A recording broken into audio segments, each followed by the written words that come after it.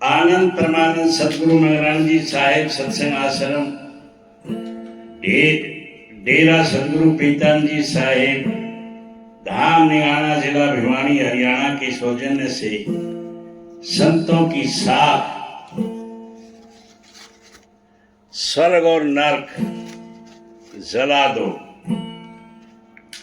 गुरु रामदास जी ने कहा है, स्वर्ग मुक्ति बैकुंठ सभी बाछई, नीति आशा आस करीजे, हरि दर्शन के जन मुक्ति न मांगहि, मिले दर्शन त्रिपति मनु धीजे। एक दिन बसरा की महात्मा राबिया बसरी फूट फूट कर रो रही थी, मानो उसका हृदय फट रहा हो। उसको दुख से व्याकुल देखकर उसके पड़ोसी उसके चारों ओर इकट्ठे हुए। उन्होंने देखा कि राबिया कह रही है, हे खुदा, तू मेरी विनती मानकर स्वर्गों को जला दे और नरकों की आग को ठंडा कर दे, ताकि लोग नरकों के डर और स्वर्गों के लालच की बजाय तेरे लिए तुझे प्यार करें। एक बार शेख शिबले मक्का गए हुए थे, उनके मन में भी ऐसी तरंग उठी। वे इबादत भक्ति से भारी होकर उठे तो हाथ में जलता हुआ कोयला पकड़कर काबे की ओर दौड़ पड़े। काबे में एक बहुत बड़ा काला पत्थर संगे अस्वद है, जिसे मुसलमान आदर से चूमते और पूजते हैं।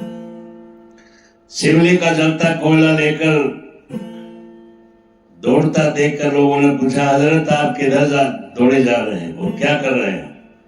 हजरत ने जवाब दिया, मैं इस कोयले से काबे को आग लगाने जा रहा हूं, ताकि लोग काबे का ध्यान छोड़कर उस मालिक का ध्यान करें।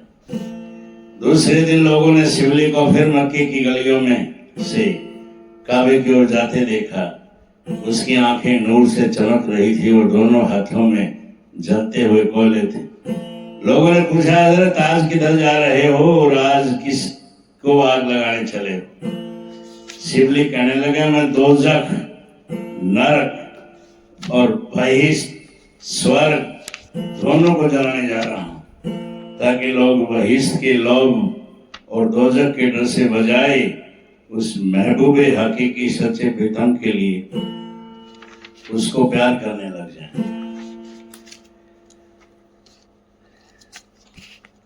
इनायत खान ने कहा है, तुम अपने सर्वस्व अर्पण कर दो तो हम तुम्हें वह सब दे देंगे जो हमारे पास है।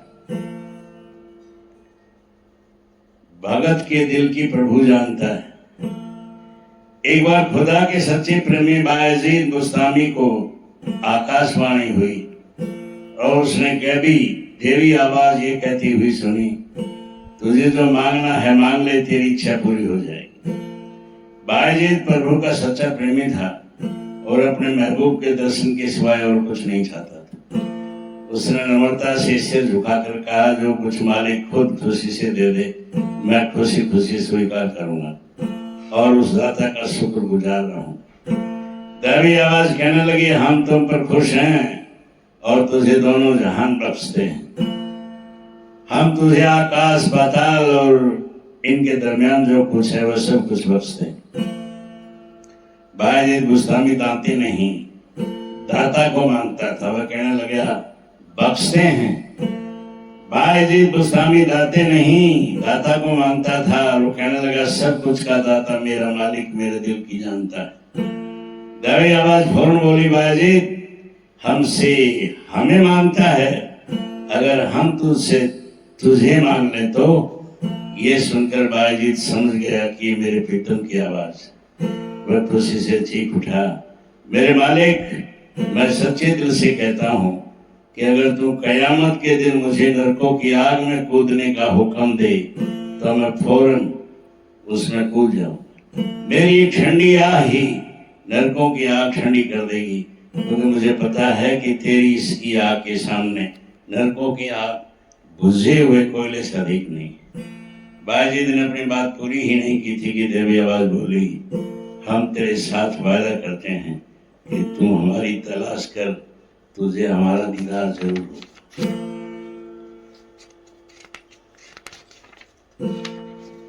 अनमोल ग्रंथ। गुरु नानक देव जी ने कहा है, पढ़ियाई जेते बरस बरस पढ़ियाई जेते मास, पढ़ियाई जेती आजा पढ़ियाई जेते सांस, नानक लेखे कगले होरू होई में जखन जाखन। एक बार का जिक्र है कि महान सूफी दरवेश शम्स तबरेज ने परमात्मा के आके सच्ची दिल से दुआ की कि हे मालिक, मुझे अपने ऐसे प्यारे का साथ दे जिसने साथ में तेरे प्रेम की बातें कर सकूं और जिसके तेरी जुदाई को ऐसे ही पीड़ा तथा तेरे मिलाप के कथनीय आनंद की कथा सुना सकूं। परमात्मा ने अपने प्रिय पुत्र की विनती सुनकर कहा, शम्स, अगर तू कीमत देने को तैयार है तो मैं तेरी इच्छा पूरी करने के लिए तैयार। शम्स तबरेज समझ गया कि परमात्मा क्या चाहता है। वह फौरन कहने लगा कि मैं अपना सिर भेंट करने के लिए तैयार हूँ। सिर देने से फकीरा का भाव अहम या होमे का त्याग करके कुल मालिक की रजा में आ जाना होता है। कुल मालिक खुश हो गया और शम्स को कोनिया ले गए, जहाँ उसकी मुलाकात वहां के मशहूर विद्वान मौलवी रूम से हुई, जिसे लोग जलालुद्दीन रूमी नाम से पुकारते थे और जिसका आदर देश का बादशाह भी करता था। जब शम्स तबरेज उसके पास पहुंचा तब मौलवी रूम एक सरोवर के किनारे बैठा माथे पर पड़ डाले ध्यान से अपनी पांडुलिपियां हस्तलेख पढ़ रहा था। शम्स तबरेज ने उसको इशारत में देकर कहा, मौलाना साहिब, बड़े व्यस्त दिखाई देते हुए ये क्या है जो पढ़ रहे हो?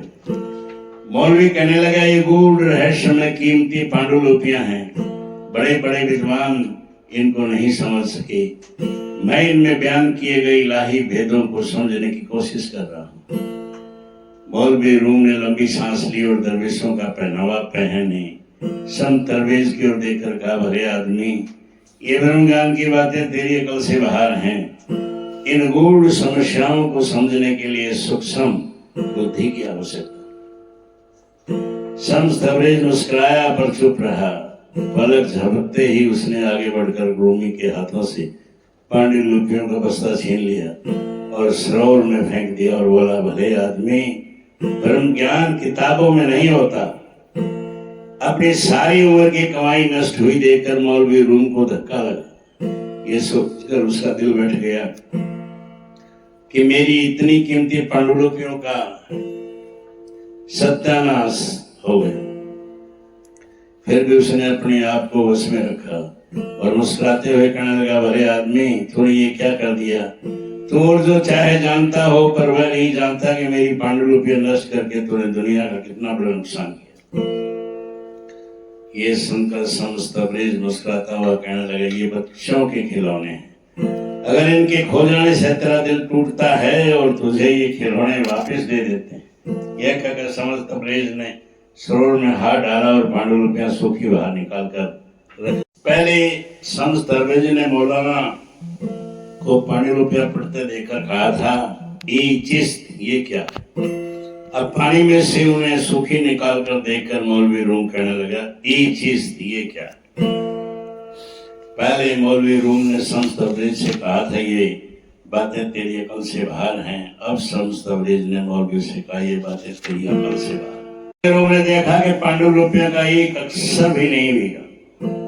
समझदार था, झट समझ गया कि परमात्मा ने उस दरवेश को सच्चे ज्ञान का सच्चा रास्ता दिखाने के लिए मेरे पास भेजा। वह एकदम शम्स तबरेज की कदमों में गिर पड़ा और विनती की कि मुझे अपने शरण में ले ले। चुनाचे शम्स तबरेज ने उसको बैत कर दिया, नाम का भेद बख्श दिया। उसने शब्द की कमाई की और ऊंचे से ऊंचे रूहानी भेदों का जानकार हो गया। अब उनकी मनस्वी को फारसी भाषा की कुरान का दर्जा दिया जाता है। वह खुद लिखता है, अगर शम्स तबरेज का मुरीद बनना नसीब न होता तो मौलवी रूम कभी मौलाना रूम न बन सकता। यानी गुरु की कृपा के बिना कभी विद्वान संत न बन सकता। आनंद।